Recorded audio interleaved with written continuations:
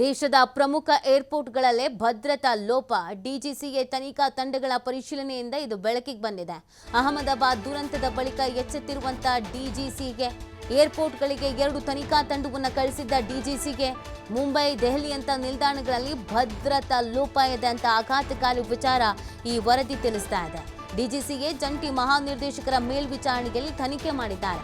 ಒಂದು ತಂಡ ಬೆಳಗ್ಗೆ, ಮತ್ತೊಂದು ತಂಡ ರಾತ್ರಿ ವೇಳೆ ತನಿಖೆ ಮಾಡಿರೋದು.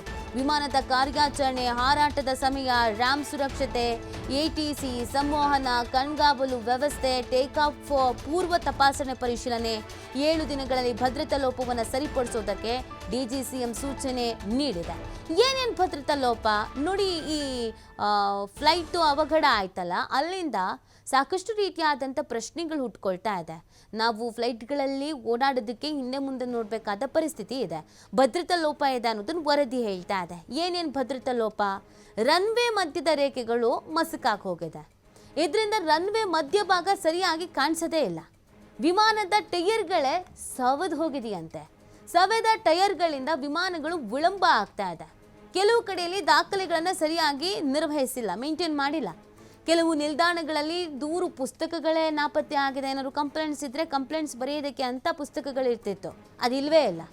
ಏರ್ಪೋರ್ಟ್ ಸುತ್ತಲಿನ ಕಟ್ಟಡಗಳ ನಿರ್ಮಾಣದ ಡೇಟಾ ನವೀಕರಿಸಿಲ್ಲ.